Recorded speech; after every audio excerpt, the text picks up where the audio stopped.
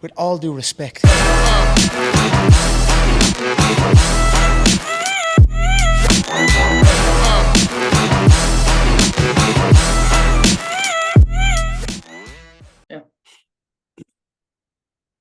All right, guys, this is who are we again, Greg? This is with all due respect, episode 12. 12.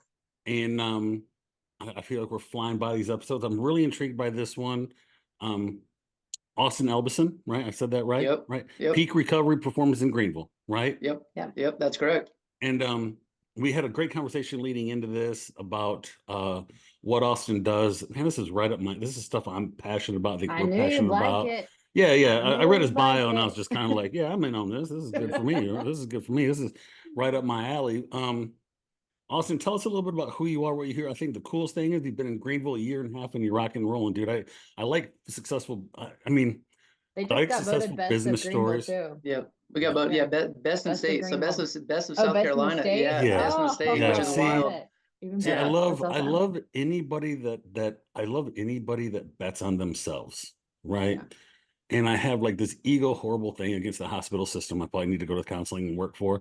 So I like anybody that is busts out in this industry on their own and bets on themselves and rolls the dice on themselves. I love it, especially in the fitness, health, wellness space. But tell us a little bit about, what Peak is. Yeah. How you got here, what you do, what you're passionate about. And I think there's going to be a lot of people who listen to this podcast and they're going to be like, wow, I need some of that. Mm-hmm. Right? Yeah. So Peak is, I view it as just a chiropractic office. However, I know like in the grand scheme of things, it seems very different when you walk in there because we do a lot of dry needling, hands-on muscle work, cupping, scraping. We adjust if needed, and we do a good bit of rehab compared to a normal chiropractic office. And I think that all stems from like where it started in my journey. So played high school and college football. High school, had my first knee injury my senior year. Did rehab, came back, senior year of college, game 10 of 12 my senior year, ruptured my patellar tendon. That took me out. And I was like, at that point in time, I had hopes of going to the NFL. I was talking to scouts, not like small school guys, like hoping to get just picked up for like a camp. And then all of a sudden, because that was taken away from me, like I dove deep into like rehab because I was thinking maybe there's a chance of me coming back. And during the process of rehab, I feel like just like a lot of people in their careers, you're exposed to it in a way that makes it like fun and entertaining. And I had a great therapist that I worked for.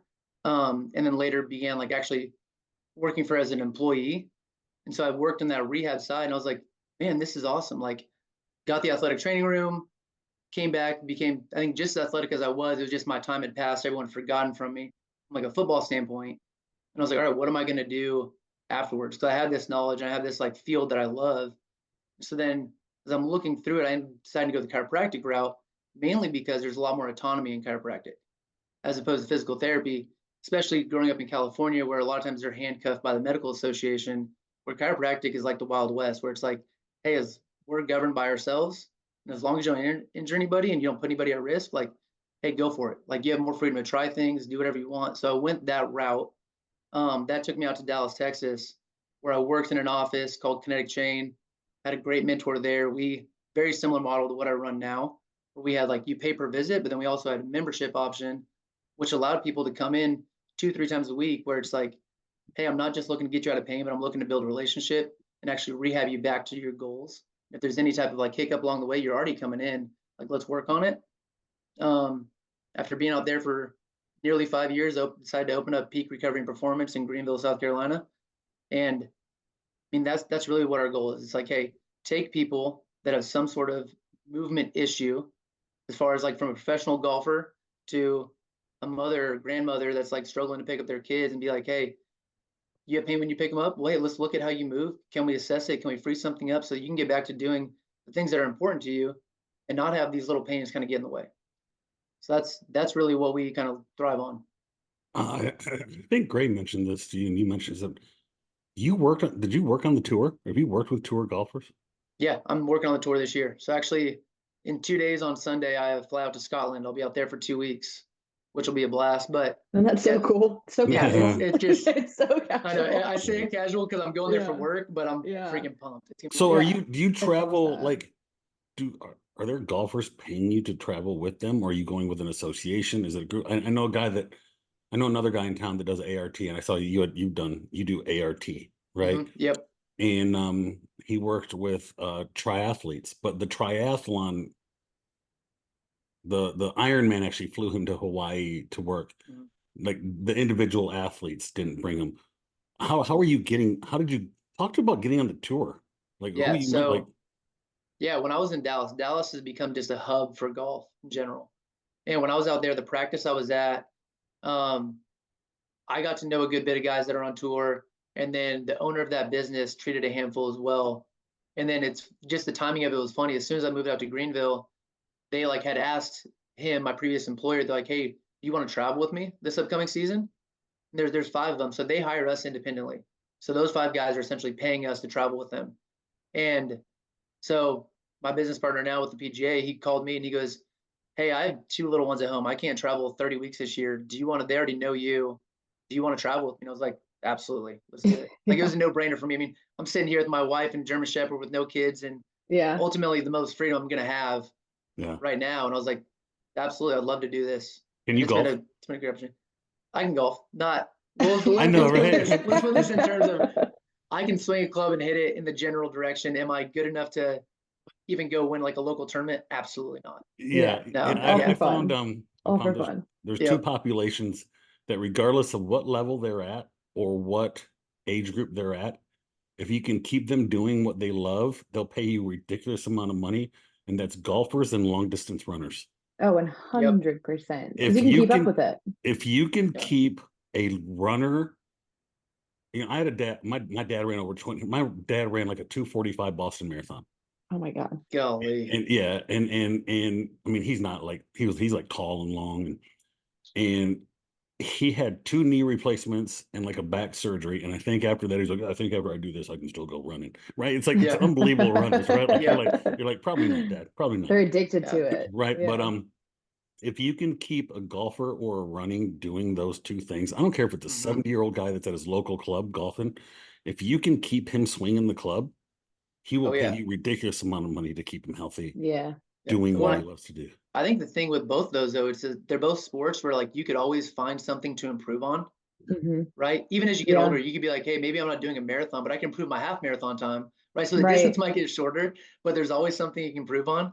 And like golf is the same way. It's like, however, in golf, you spend time getting better at driving. Okay, your driving improves, then you get to go get on the green and you can't putt to save your life. And so like there's always a cycle if you're always chasing something. Yeah, and I think the culture of golf has changed from hey, you really don't need to be big and strong, just kind of go get really good at golf. Yeah. And I don't know if Tiger Woods changed that, or there's a one of the older golf, there's a guy back in the day, was it Duvall, who lost like 25 pounds and all of a sudden he got stronger and all of a sudden his whole game changed, right? The culture of golf in the weight room and strength and conditioning and recovery has changed. It's no longer like, hey, pound 2 beers at the turn and you know, do some stretching with the club. Like these guys are big, strong athletes now on the tour. Yeah. There's very few John Daly's nowadays. There's no one built like that guy to begin with. But there is a place for the John Dalys, right? There is a place. And it's out at the local muni, but it's not at the professional level. But you know what, too? Golf is one of those sports that you can maintain for your lifetime. Like you can play up until you know, your last day. And it's something that I completely agree. It's something people will spend the money on, and they will spend the money on staying healthy within that sport because they can play it forever. So I have a client that goes like 4 days a week. What are you doing when you go on the tour with these guys? Like, I don't know anything about it, right? I mean, I remember somebody at work one time was like, hey, we're all going to get together. You know, you want to golf? And I'm like, almost was like, do I look like I golf? Like, you know what I'm saying? And I didn't just kind of just blurted out of my mouth, right? And what do you, when you go on tour with these guys and I assume you're with them through the day, whether you're doing soft tissue work, dealing with warm-ups, any aches and pains, nicks, getting them ready. Describe the day with a golfer on tour, because like this is big business, bro. Like this is big. There's boatloads of money. I always Google like, how much does this guy get paid to win that tournament? And I'm like, Like, oh, why didn't my dad make me golf when I was a kid? Right? Yeah, Yeah, right. it's an I could have got hobby. 20th. Yeah, I could have got 20th place and made a couple 100,000. Wait, hold on. Right. Wait, what happened? Yeah. Right. When you don't realize like 20th place, you're in the top 0.00001% of the world, right? Right. Yeah. Right. Explain your day with the guy on the tour. Like you go do the tour. Explain what you do with these guys. Yeah. So everyone's routine is different. So we have 5 different guys, but for the most part, they're basically, my entire job is to make sure when they stand over the golf ball and swing, they have no thoughts about how their body's going to move. Right? Like they want to get over that golf ball and not think about, hey, is it going to be tough in my backswing to get my hands high or to sit deep into that rear hip, whatever it might be, or hey, I contact, my wrist has been bugging me. Do I want to have that thought of my wrist hurting every time I make contact with the ball and hit the ground? So that's my job, where it's like first thing they do when they get to the club, and we're talking about Monday through Sunday, not just tournament play of Thursday through Sunday. Like I'm normally out there on Monday morning and I get out there with them, but it's like before they go out and practice, and every time after they're done, they're doing basically a check-in with me. And I would say it's the majority of the guys, let's say if there's 150 guys at a tournament, there's probably 80 guys that have some sort of physio there that's working on them as well. But it's exactly what I do every day in the office. Like it's, hey, as this movement restriction, do I think it's a neurological restriction where dry needling is going to help it a ton? Or do I think, hey, stripping the muscle tissue just to free that up to lengthen that a little bit is going to help? Or do I need to adjust them? Do we need cupping, scraping? Like basically it's every single thing is a puzzle. And so sometimes first thing in the morning, I might just realize, hey, this guy just happens to have stiff hips in the morning. I need to free this up with my hands, free it up, send him out there. He goes and plays and he comes back and he goes, hey, I just walked 20,000 steps. Yeah. Now my low back is tight. All right, cool. Like, well, why did your low back get tight? Because obviously you don't have a problem with walking. You do this every single day. So then it's like putting the puzzle together again. Like, hey, what happened to get tight today? Also, did this tightness in his walking also affect his swing as, let's say, his hip flexors got tighter throughout the round? And then that way it's like, all right, what do you leave with on Monday night? Well, Tuesday morning when he comes back in, I'm checking on all that again to make sure we're not creating a compounding effect of basically the body locking down on him. And we just manage him throughout the week. And if it's not me, it's my business partner, but it's literally week after week. And then us making the smart decision of being like, hey, you've been worked on 14 days in a row, twice a day. You can go practice as much as you want, but we're not going to touch you because this tissue needs time to heal. You just need a break. Yeah, there's only so many times you can aggravate the tissue, right? Yeah. Before you start, or you probably work from an intervention side of like, hey, we've done everything possible here. We tried to integrate movement. We tried soft tissue work. If this is still here, you might actually have something that an ortho might need to look at, right? Like you're in that, and that's one of the things, whether you're a physical therapist, chiropractor, just good at what you do. I find what in my profession, what I use a lot of you guys for is so many times, and I deal with this with younger athletes too. They'll come to me and be like, oh, a parent will come to me and be like, little Billy's really got something in that hand.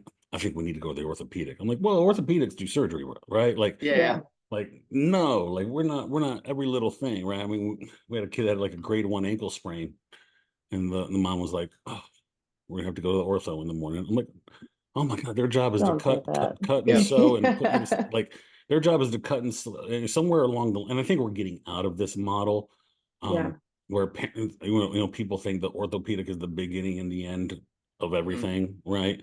And they're not, and with all respect to who they are and what they do, they cut and they sew and they don't even wake you up, right?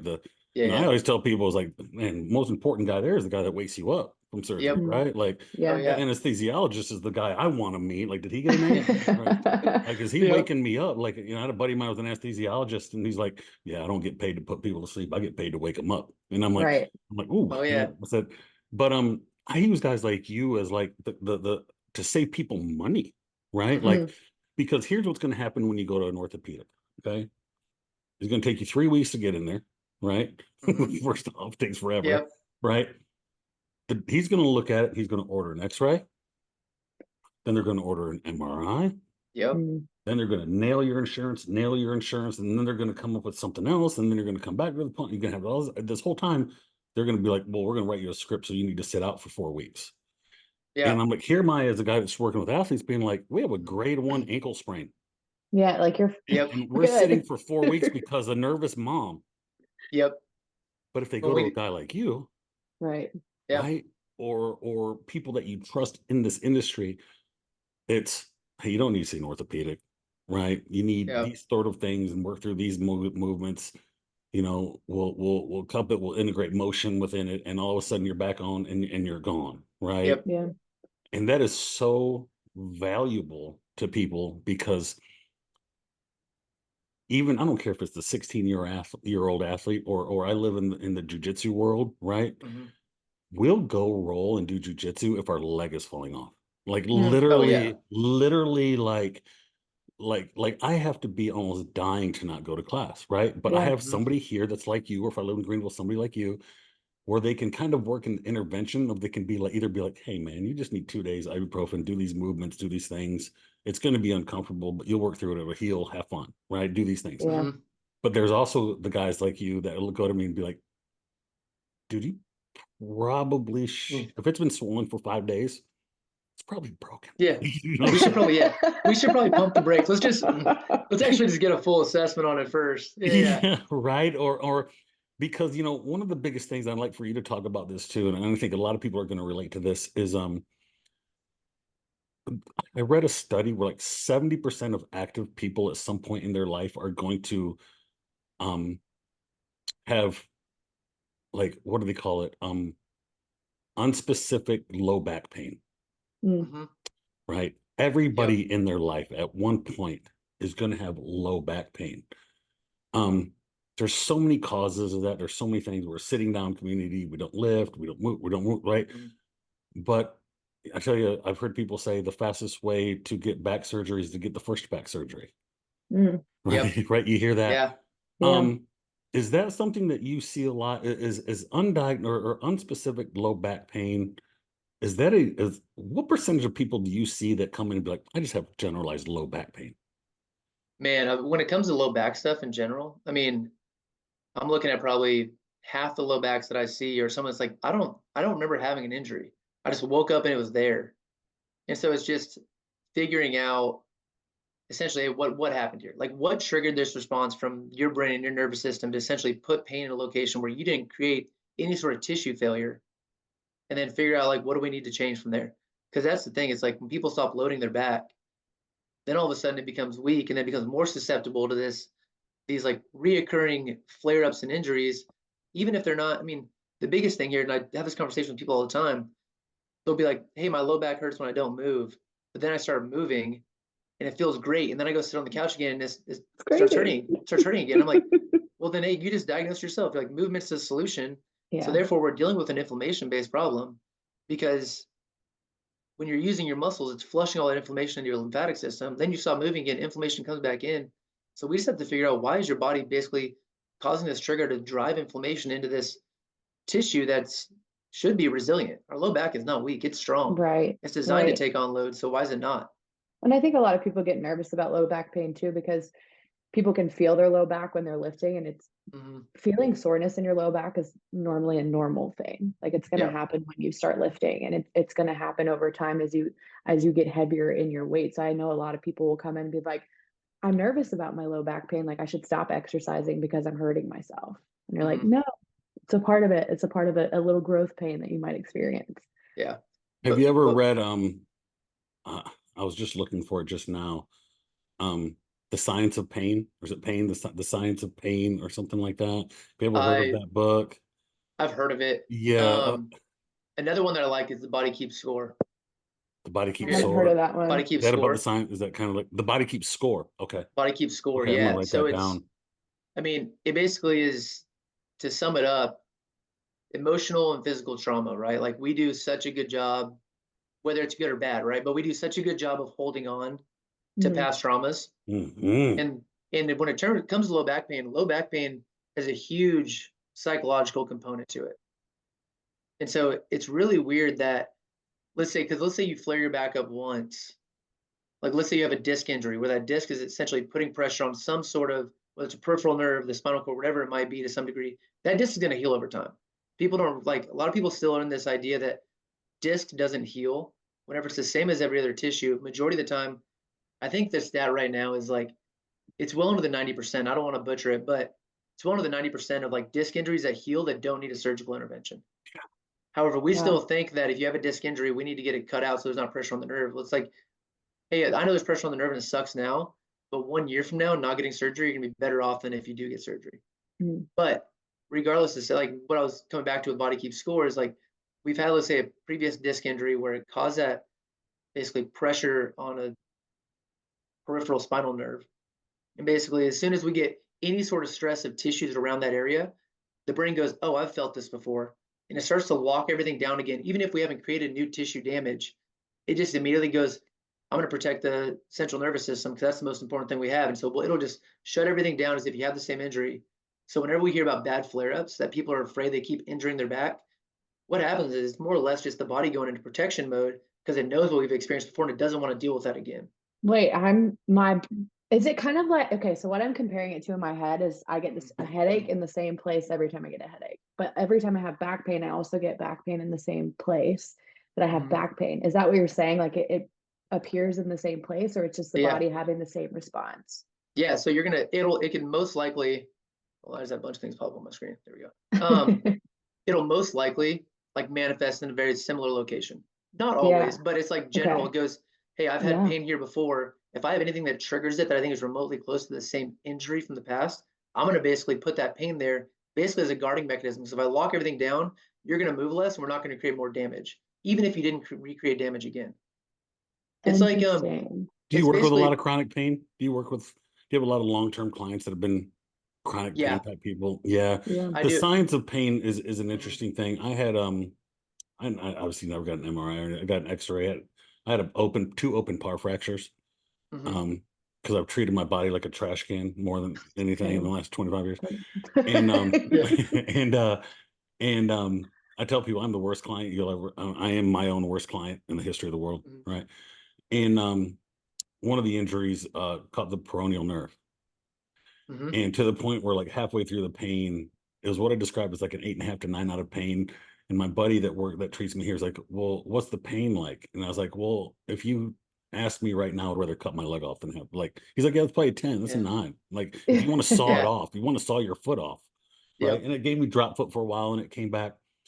But he's worked with a lot of people that have had back pain or because you're right, man. Like, you don't want to have a fused lumbar spine, right? You don't want to have a discectomy, right? Because you want to avoid that as long as possible. Yes, right. And he told me that sometimes people will have pain when there's really no reason to have pain because it's just a neurological, and it's hard to tell somebody this because you don't want to tell someone, listen, pain's real, right? Like, I don't want to gaslight somebody and be like, you're not in pain, it's your head, right? Like, that's horrible. But that the brain will tell it to have pain because it's used to that pain, and it just comes back, right? Like, like the science of the pain, like the referred foot pain on an amputee. They're like, I have foot pain. It's the science behind that is interesting. And I've always thought the smarter we get, because how we manage pain is a lot different as obviously we've come through the opioid crisis and how we manage things and how we manage pain. And I've seen my friend work with actually clients that I've referred him where he's actually said, hey, you're going to do some movements that are going to be painful, that are going to feel uncomfortable. That doesn't mean you can't ever do it. Telling somebody who has had real low back pain for a long period of time and had an injury that, hey, one of the things that's going to heal you is a trap bar deadlift. They'll look at you like you're insane. Crazy. Yeah, they'll never see you again. They'll come, they will come right back, right? And and kind of explaining to somebody sometimes it's like you're gonna have to go through some of that discomfort, right? As long as the pain isn't worse after the moment. I'm coming off of what I thought was actually at first, and you don't know about this stuff because you obviously deal with it for a living. I thought I had an inguinal hernia, and I had no head like bulge or anything, or no sticking out, but it ended up being like pubic bone tendonitis. Right? That's wild. That's a fun one to deal with. Oh Lord, bro! So I go in to have him look at it, and he just rubs his hand on my pubic bone, and I came off the floor, bro. I was like, that is for real. And it's from jujitsu, from a certain position, and just not strengthening core like I should. But he's like, hey, go do these exercises. And I go to do the exercises, and I headed back. It's like, man, those hurt. I said, yeah, but did they make it worse? I'm like, no. He goes, keep doing it. I'm like, yeah, but that's so counterintuitive. Yeah. Isn't it? Do you find that with people when you're like, hey, we're going to work you through motions, right? Like you know, like, I mean, the SFMA, can you kind of explain to people what that is? So when people, like, do you still use that? Is that something you still use in your coaching? Yeah, I do. Yeah. Okay. So I tell use people what the SFMA is and then how you use it within your coaching, because that's a big tool, I think, from a movement standpoint for what you do. Yeah. So the biggest thing I get across to clients, especially with like working through SFMA, is understanding that we move in patterns, not parts. So like if I'm going to look through a motion, like I might have them stand and completely rotate and turn as far as they can, and they'll be like, "Oh, my low back hurts." Be like, "All right, cool. Well, let's pace, like, flip the script and look at like one individual joint now, and I'll look at like just the hip, and they'll be like, "Oh, that didn't cause any pain." I have that remove the ankle, just moving different things around, and then realizing, hey, just because we're barking here doesn't mean that's like the sole reason that you're in pain in that location. It's like when you step on a dog's tail and it barks, is the dog's mouth the problem? No, it's like you stepped on his tail. So that's what's going on. So it's a matter of like, we're just taking people through a big range of motion, whether it's global rotation, basically touching the opposite shoulder, going behind, basically just trying to figure out, all right, hey, it's the shoulder joint, certain rotation, certain patterns move it, others don't. And then we can kind of pull from there and be like, all right, this is what's actually going on. So we start broad and then we narrow down our focus as we go through different layers of like different patterns throughout the body. Is essentially what it is. Yeah. Yeah. You're addressing the body as a whole unit as opposed to individual parts. When I was first educated on the functional movement screening, we would do the active straight leg raise and people were like, oh, they're just checking the flexibility of my hamstrings. I'm like, no. I'm looking at hip separation, two different, right? I'm not looking at the hamstring. I'm looking at hip separation. And I think the first time I was ever introduced to that, I was just really amazed at how everything really starts at the ankle and foot. Right. Yeah. And, that's why we did a thing at school, the school I work at, 44% of the people that we saw come through the training room one year did so because of a foot or ankle injury. And then I wanted to track how many of those ended up coming in later for a knee or a hip injury because of dysfunction at the foot, right? It's like every basketball player you talk to wants to take their ankles before a game, and you're like, unless you need to, don't do it. Yeah. Because I mean, it's especially when we look like, and to me, I feel like everyone knows this, and then they don't, and so like it kind of baffles me. They know it as soon as I say it out loud, but it's like our body is basically an alternating series of mobile and stable joints, right? It's like the hip is supposed to be a mobile joint, knee stable, ankle mobile, foot stable, and as soon as we basically lack mobility in one of those mobile joints, one of the stable joints has to pick up the slack. And so a lot of times, like, if we tape the ankle, we take range of motion away there because we're trying to prevent an ankle injury. Well, then we're going to have to find stability either in the foot or the knee. And guess what? Something's not going to like that. Whether it results in patellar tendonitis or most commonly diagnosed like plantar fasciitis, even though it's not most likely the fascia that's irritated, but it's either a foot or a knee related issue. And people are good about mobilizing the hips most of the time. Doesn't mean that you don't have stiff hips, but you think about the hips more frequently because it's a big joint. And you're like, oh, I actively feel stiff here. We don't actively normally feel stiff in the ankles unless you're all of a sudden going to CrossFit and you've never done that. And you're like, why can't I squat all the way down? It's like, oh, because you have stiff ankles. Yeah. But in any other like sport, you normally don't recognize a lack of ankle range of motion. So then it translates to the other. Yeah. Wow, that's so smart, because when I think about it, I think like, man, how many people do I know that always come to me and be like, oh, my hips are stiff? I feel like I don't think I've ever met somebody in the world that's like, my hips are too mobile, right? Yeah. Right? I've never had somebody come to me and be like, I got some asymmetry in my ankle mobility, right? I've never heard anybody never said no. Yeah. I guess anecdotally we're like, oh, everything's bad because my hip. If I fix my hips, everything would be okay. Yeah, and it's not a bad place to start. Yeah. Like if someone's dealing with low back pain, that's exactly what I say. Hey, fix your hips first. Yeah. Because if your hips basically are locked, then we're going to basically have to tilt the pelvis in one direction, which basically, if we're tilting the pelvis, the lumbar spine is going with it. So whether it's excessive extension or excessive flexion, because we lack that hip joint range of motion, then we start to chew away at that. So like that's, I feel like 90% of, we talked about low backs earlier, but I'm gonna bring it kind of back to that a little bit for a second. Yeah. I mean, 90% of people I see with low back stuff, stems from a hip related issue. Okay. Where it's like, I treat the tissue of the low back to help desensitize it. Sure. But realistically, my treatment is freeing up the hips so they could actually move farther in that joint, especially let's say bending over to pick something up. If you get muted at the hips at like 45 degrees of flexion at the hip, well, we got to make up with that range of motion somewhere to what's normally flexion through the lumbar spine. Versus if I can get you to 9 degrees at the hip, then all of a sudden, like, we can maintain a relatively neutral lumbar spine without anything. Now, I don't want that to be construed with the idea that we can't go into flexion of our low back. Yeah. Because I think our low back is, like we were talking about earlier, it's like, we should have full range of motion of it. Yeah. If we're picking something up for 1,000 times, we're going to be better. We're going to better preserve that low back tissue if we could move most of it into our glutes and our hips, which are a much larger muscle group. Yeah, it's interesting to see. This is a guy that I think is very smart. Some people poo-poo I've studied Stuart McGill stuff forever. Yeah. Right. And one of the things I learned from him is I grew up in the world of Olympic lifting where I lived in extension.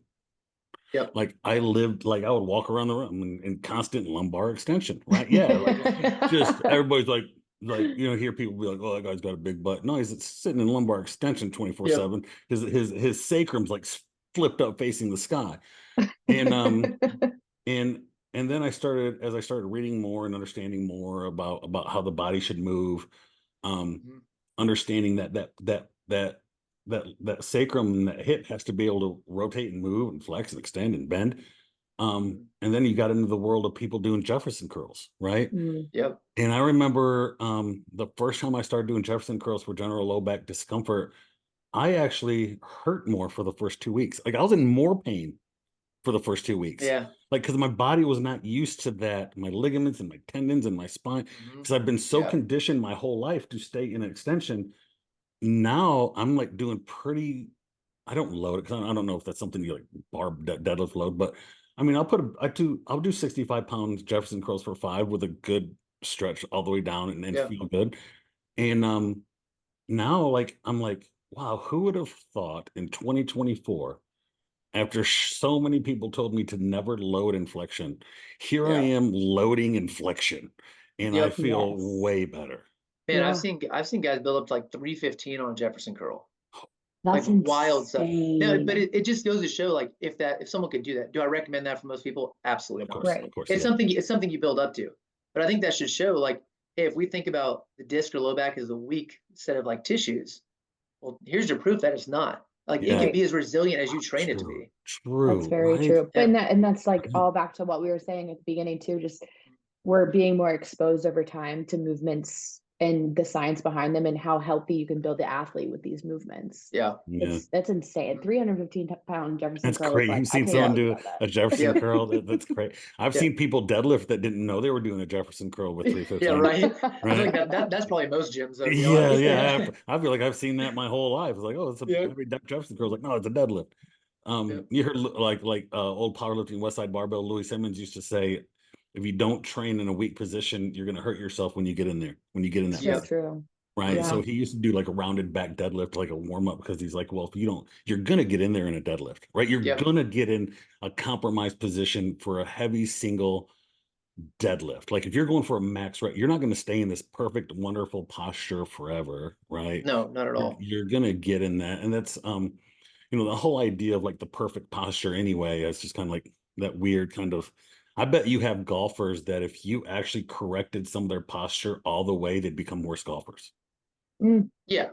Oh, 100%. Because form and function, right? Kind of. Yeah. I mean, they're also, at that level too, I feel like when I talk about the golfers or any like elite athletes in general, it's very different than general population, because their main goal at this stage of their life, their main goal is like, hey, how can I go golf well? I don't care. And it's kind of sad to think of it in this way, but there's a good portion that doesn't necessarily care if, like, hey, if I have to get another injection to play well, I'm going to get that injection so I can play well and I can move, because guess what? This is my livelihood right now. Yeah. Versus like if I were to have someone that's general population that wants to golf, I'd be like, hey, we got to figure out, let's take a couple steps back. Let's take a few months to correct this before we just go out there and bash into it 1,000 times. Yeah. Well, and your golfers too that are, on tour, they're undergoing the same movement pattern way more frequently than the average person. Yeah, we're talking probably tournament play, when they're in tournament play, like Thursday through Sunday, it's probably their least active days that they're doing. Especially like Monday, Tuesday, Wednesday. Monday, Tuesday, Wednesday, they're probably taking, I mean, they're probably touching the golf ball 1,000 times in those 3 days. And then they're also having their 3 hardest days in the gym to train. And because I know they're training harder, they're getting more aggressive treatments from me as well. So their body's just going under a ton of load. And then Wednesday night, we try and get them out of there as early as possible so they can actually rest up to have their 4 relatively low load days of competing in their sport. That is wild. Which is crazy to think about. Yeah, no, that is crazy to think about. When you went through all the Titleist stuff, how educational was that for you? I know a bunch of people have done it. I've never done it. Is that almost a prerequisite for people to understand golf? Like, is that or is that just basic entry level into it? Like, Titleist certification is like the entry level into understanding how to work with golfers. I think the level 1 is entry level, just to understand the biomechanics of a swing. Okay. Level 2 is whenever you get into more specific. They actually bring in SFMA in level 2 for you to go through that. Yeah, so that's actually built into their medical level. That's cool. Too, that's cool. But the biggest thing too, like if you are really well known in biomechanics, then you can understand a golf swing just by watching them. Be like, all right, cool. When they're in this position, you put yourself in that position. You be like, all right, they're an internal rotation of this hip, external of this one. This is what position they're in. Then you just have to know. The biggest thing with it is understanding the sequence of it. So, okay, they're in that position, but where are they going next to see what's causing like that pain? Because it all comes down to basically everything's a slow buildup to basically releasing as much force as you can on the golf ball at that impact zone. There's a lot of stored energy there. So and so it's all right. It doesn't matter how fast or slow everything at the beginning of it moves. It just matters how fast we get basically that club head to that golf ball and closing the club face at the right time. And so it's once you understand it and you understand terminology, it's not like it's not rocket science. No one's like a gatekeeper of holding this information that's like so foreign and magical, but it's just understanding where they're going from point A to point B.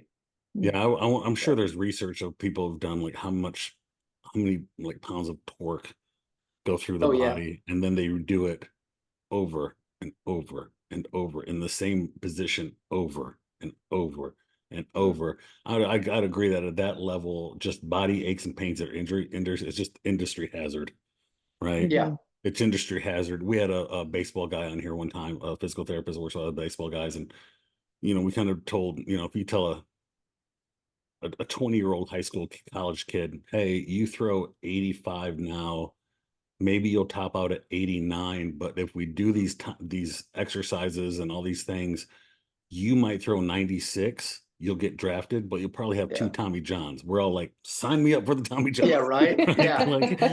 Yeah. You tell a golfer like, hey, we're going to do these things and you'll probably have a discectomy at 50 twice and go through some recovery, take you about a year. Yeah.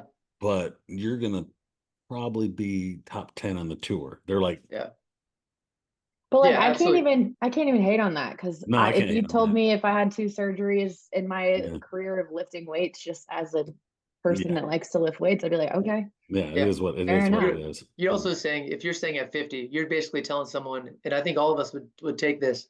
You're telling me I'll be top 10 in my career for 25 years.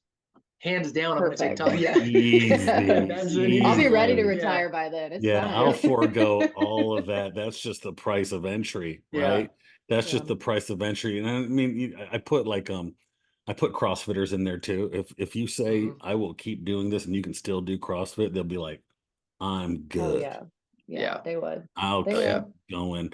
A little bit more about your where when somebody walks in through the door, talk to me through, like, I know, like working with an athlete, when the first person comes and be like, hey, my kid wants to train with you. Okay, we're going to do A, B, C, and D.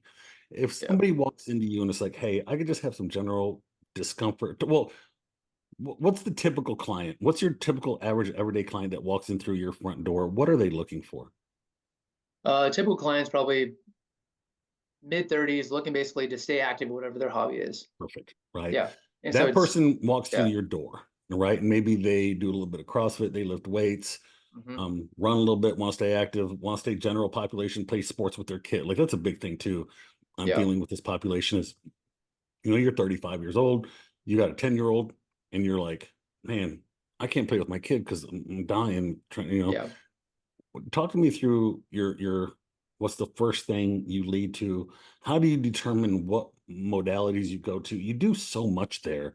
I mean, you Graston, you dry needle, which is something that I truly feel has been a major change in the industry because of its impact. I've been impacted by dry needling. I don't know if everybody's been attracted by that, from the cupping to the soft tissue to the movement.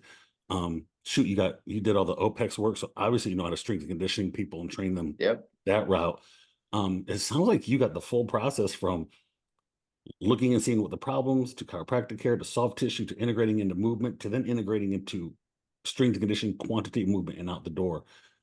Talk to me through the process of when that first person comes in, what kind of conversation you're having, and what modalities you're moving towards, and what determines that modality. That might be a loaded question. Yeah, I mean, it really just depends on, right? Like, first thing is their goal. But normally, I would say, let's say 5% of people come in because they're like, I feel great and I want to stay feeling great. Okay. Normally they're coming in with some sort of pain or something. Yeah, right. Yeah, and it's a very, very small percentage. I got one. No, it's perfect. But it's like, all right, cool. Like, we're gonna go through an SFMA. We're gonna piece this thing apart. We're gonna figure out what the problem is. Then I'm basically gonna educate them on what I think is going on. So I basically, if they don't understand why I'm treating what I'm treating, then I've failed them. Because my goal is, number one, to get them out of my office as fast as possible, because no one wants to basically come hang out with me. Get them out of my office as fast as possible. But then number two is basically, if this like happens to them again, I would love for them to have a plan of attack to be able to triage this on their own. That way, whenever they come back in the office the next time, they can be like, hey, I tried this, and this like you did last time, but it still bothers me when I do blank. So I can be like, all right, cool. So then we get a little more specific with our treatment. But regardless, they come in, I try and educate them. I'd say 90% of people get dry needling, purely because of the power of the psychological component to dry needling and the neurological component to dry needling. If I put a needle in a tissue, the brain has to perceive what's going on there. So even if it's not the main, like, let's say pain, like causer of the pain, it basically gets the nervous system to rethink that and downregulate or upregulate to a normal resting tone. Because when muscle gets in pain, it either shuts off and doesn't fire, or it locks down even more. So if I could wipe that, baseline it, and clear that from the very beginning, then whenever I get hands-on, I go to strip the tissue and free up range of motion. Number one, it makes it a lot easier on me because the muscle's not fighting me back. But then we actually, once we get that, we get it freed up and they're moving better. All right, let's go out to our little gym area that we have. And let's load the tissue. Basically, retrain your body that whenever we're loading it, we don't have to expect a pain response. I don't know if people understand how rare that is in your industry. Okay, 100%. Like, and here's another thing. I don't know if people understand how rare it is to have somebody, because what you do is you are in the medical profession, bro. Like you are a medical professional. You are going against the grain of medical. You're trying to put yourself out of business. Yeah, right. Like, it's not a great business model. No, and I don't. And you know what, dude? You know, I truly believe. I've never been a human being that's been 100% financially motivated. I say that until I was like, you say that until you can't pay a bill, then you become very financially motivated, right? But I guess I'm not like, well, I'm going to do all this to get rich, right? Or else I would have made different career choices, right? You want to have an impact, right? Like, impact to me leads to just a different kind of level of wealth that so many people don't have, right? I know a lot of people that make a lot of money and they have zero impact and they're just dead inside, right? They don't make an impact. Yeah. And I mean, my heart breaks for those people, and because they sacrifice so many things. You're basically creating a medical model that you said it out loud yourself. I want them to get out of my office as fast as I can. Yeah. And in that industry, whether it's recovery, sports performance, strength conditioning, physical therapy, that goes so against the model, because I've heard people who work for hospitals or work for big business literally brag about how many appointments or how many billable units they could get at one time because they got 5 people running through in 1 hour, all getting billed, and they can max out their insurance because they get 16 visits, and we're going to max them out, and we're going to bring in 4 people, and we're going to get 64 units billed in this hour, and we're going to max out because their insurance says we do it. And part of that just makes me want to vomit. Like, I feel bad for people that want to help. They're not helping people. Yeah. And here you are saying, like, I want to get you in and out. I want to solve the problem. We're going to find out what the problem is. They don't think that way, right? And you build trust that way, right? The other thing I don't hear people say is you needle it, then you load. The first time my physical therapist, that was like, because of the multiple soft tissue issues I've had. I remember when I had a hamstring injury, and I'm not talking about, I'm talking like when I took the wrap off and showed people, my whole lower shin was black and blue, right? Like my whole calf, it was, and I remember I didn't know it. I took the wrap off and I turned around, okay, hey guys, do I have any bruising? And our athletic trainer was there, and she had an assistant athletic trainer there just visiting, and I heard her go, "Oh my God." And I went, oh, my head dropped. I'm like, hey guys, do you see bruising? And she's like, oh my God. And I'm like, oh, that's either like not good, or it's good, or like it's really bad. She's never seen a calf that nice before. She's never seen a calf. Yeah, right. It's like, yeah, nice calves, right?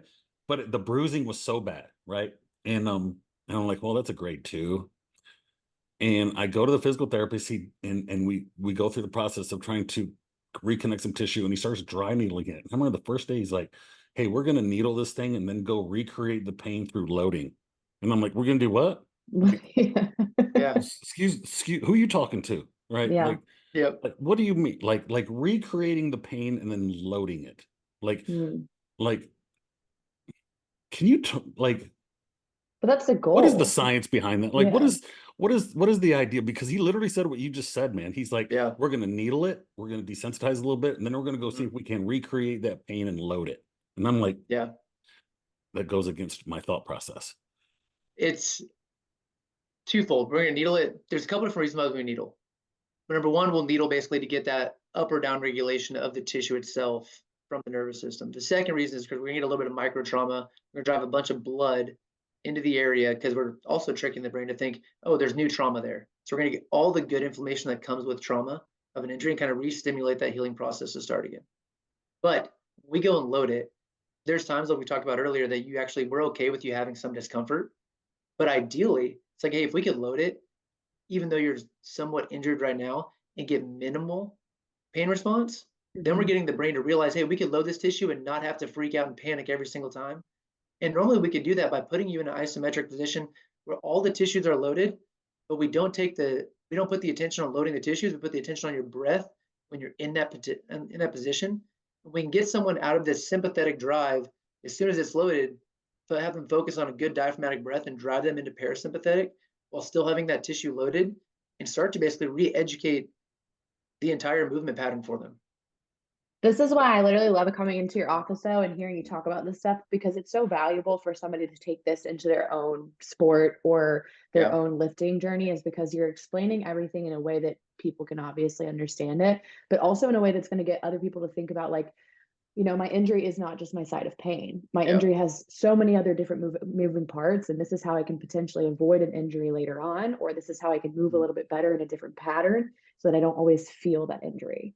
It's so valuable. With people and injuries in general, I really do try and keep people moving. And like with that, the other part of it is I have complete rights to diagnose like whatever injury I see. However, I hardly ever diagnose anyone. The reason why is because let's say I know someone has impingement syndrome in their shoulder. I see it a ton. They basically get tendinopathy of the shoulder from whatever reason. But hardly ever do I say, hey, yeah, you have shoulder impingement of supraspinatus tendon through here, most likely grade 1, like fraying of the tendon. Because as soon as I do that, they have an identity with saying, I have impingement syndrome, I can't do X, Y, Z. Instead, I go, hey, we have this tendon that's getting a little irritated because the shoulder blade is not gliding well. As soon as we basically free up all the tissue and get the shoulder blade gliding better, this won't bother you when you go overhead. And they go, oh, cool. So the problem is that my shoulder blade is not gliding well. It's not a problem of I have this one label that I'm going to attach to myself for the next 6 years and I can't do anything overhead. Or buttholes like me would get on Google when they left your office and be like shoulder impingement syndrome, and then read these stories of people that had surgery, and I'm like, wow, they never did anything the rest of their life and their arm fell off. Great. That's me, right? I'm that guy. There's a good bit of people that come in and they've done their research and they're 100% right on what their injury is, but I'll be like, hey, yeah, you have impingement syndrome, but guess what? The fix for it is this. So if we focus on what you need to correct, that right there is going to go away. Yeah. And then they're like, oh, cool. Like all I have to do is fix that again. I'm like, yeah, you can still lift. In fact, I'm going to have you do a landmine press, because that naturally is going to make that shoulder blade go around the rib cage really well. I basically focus on what they should be doing that still involves motions that they didn't think they can do. And they're like, oh, this is pain-free. Oh, wait, yeah. They're like, I see the light at the end of the tunnel. I will be able to basically hang from a pull-up bar again, because every time I hang, I get this sharp pinch and it bothers me, whatever it might be. Like there's always a solution.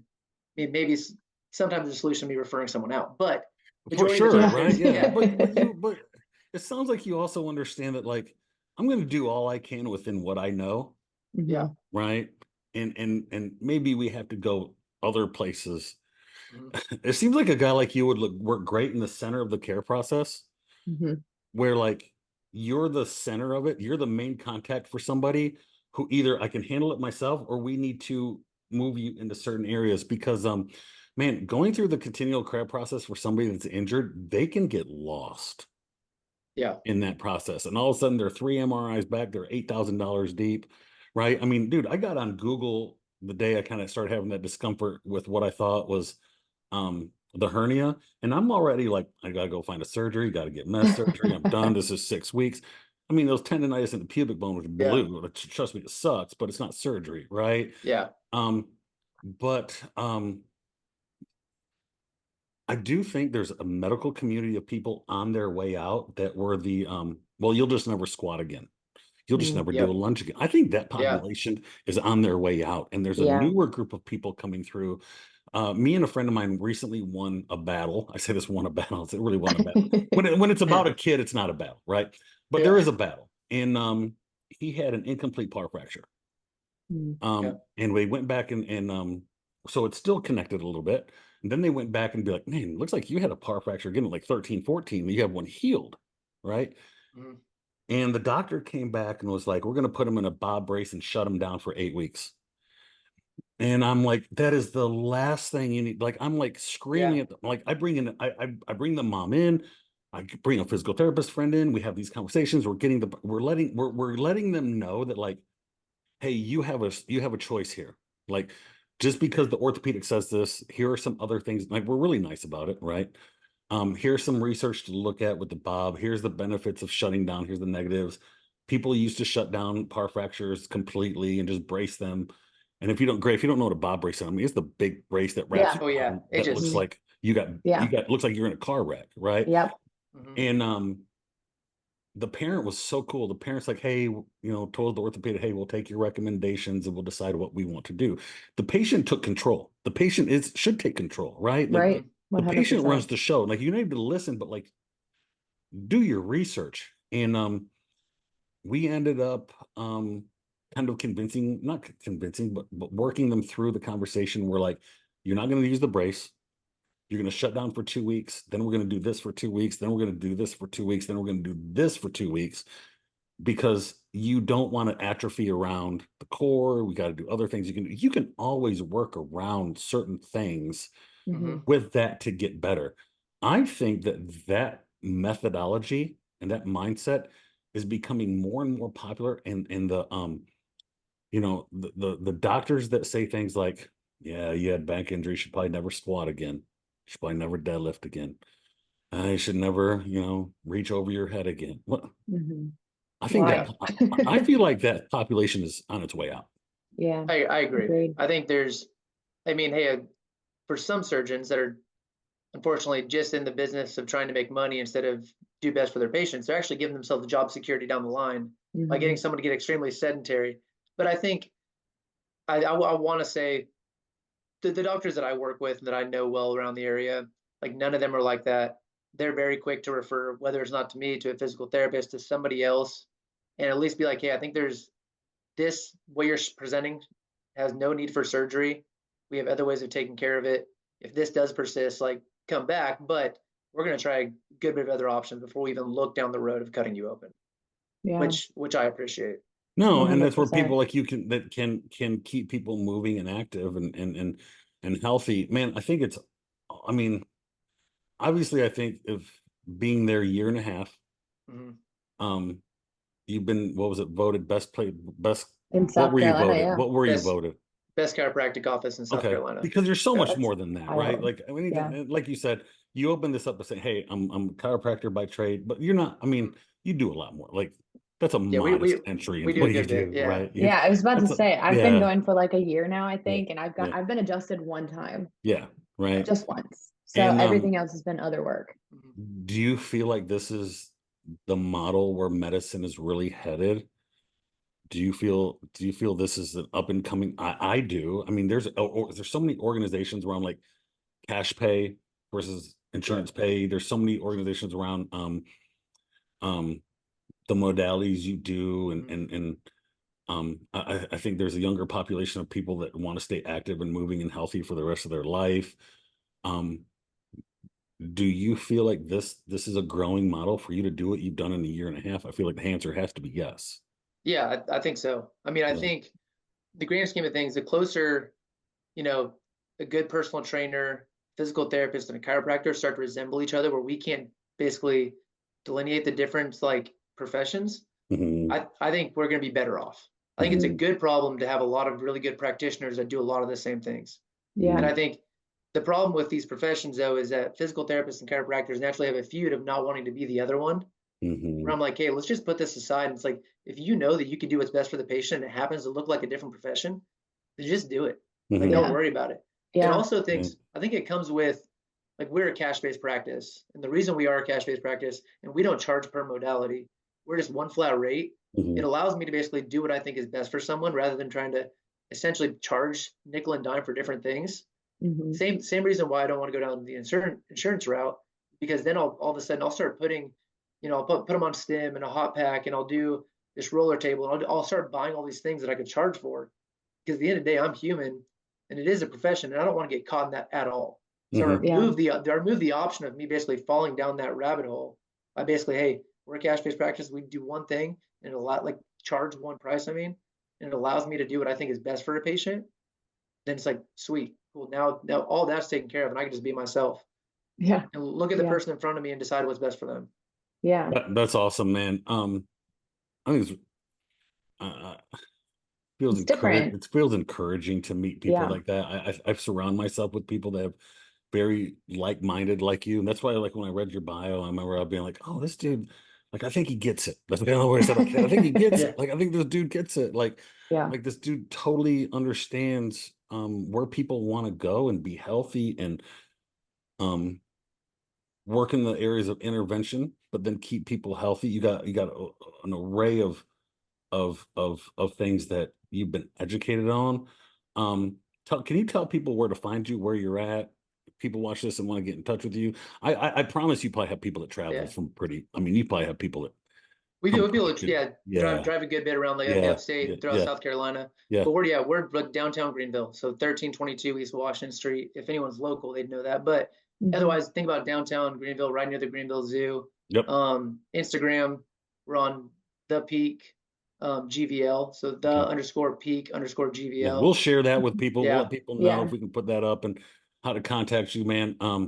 Really appreciate you coming out. I'd like to bring you on more if we get other more specific.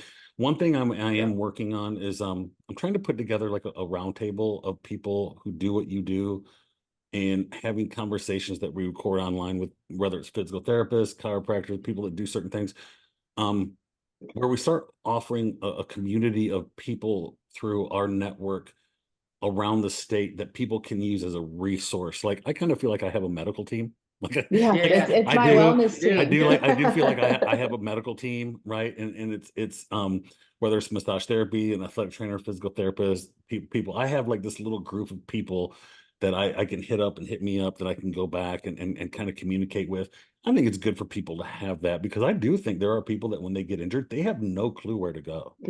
They go down to the Minute Clinic. Right. They go down and be like, I got this. And they don't know. Go there. Right. Go there. You know what I'm saying? I mean, they just they go to that 24-hour place or something, right? And I would like to put together a network of people that we can start having and recording conversations where we talk about certain things, so we can provide a resource for people who just want to be healthy, get healthy, stay healthy. I don't care who you are. You're going to have aches and pains and things that are going to do. And I don't want people to feel like a little bump in the road of their journey means they can no longer do it and they have to sit on their couch for the rest of their life. Right. Because that's the fast route to death. Literally, that's the fast route to death, right? Yep. So I really appreciate you coming on. We'll share all your information, man, and I hope we have some more conversations in the future. Yeah, for sure. I'd love to be on. Yeah, thank you guys for having me. All right, man. Really appreciate it, brother. We'll talk soon. All right. With all due respect.